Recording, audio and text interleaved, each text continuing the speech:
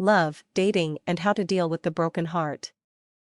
Everybody's heart will be broken at some time during his or her life.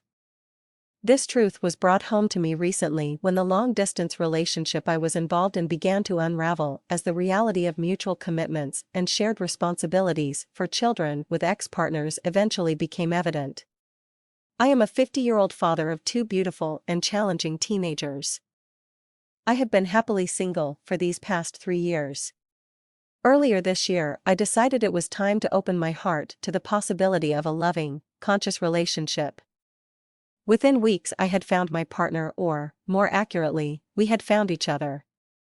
We began our long-distance dating, which involved a 5-hour plane journey and settling into each other's rhythms and time zones. I won't go into the details of the painful split, suffice to say that we have managed to remain close and supportive friends. So what growth and learning was I able to glean from my recent romance and a broken heart as a mature and, I hope, emotionally intelligent man? Sometime after the initial flight or fight response to the heartache, I was lucky enough to be able to step back and observe the process. I became aware how in the past my strategy for avoiding the misery of emotional pain had been to go on holiday, launch into a rebound relationship, get drunk, or reach for the remote control. Anything rather than face the misery. It has been my experience that in the quest for pleasure I had spent an enormous amount of time running from what was painful. In the place of this conditioning, I had overlooked the transformative power of standing in what was coming up for me on my emotional horizon. I decided to stand my ground and said to myself, this time I'm not moving. If my heart is going to break, let it break completely.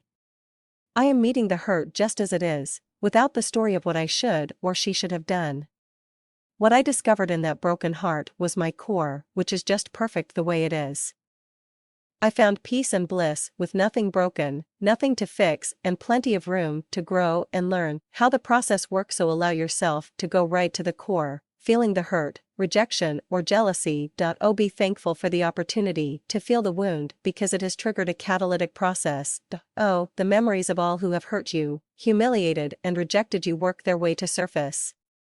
You will start to relive those memories. Allow yourself to innocently feel all the despair with nothing excluded, and allow your heart to be broken deeper than ever before, without any story of what should have happened or what she said, etc. Stay with it no matter what. An amazing thing is about to happen. We discover a treasure. The pain becomes a catalyst that sparks a transformation.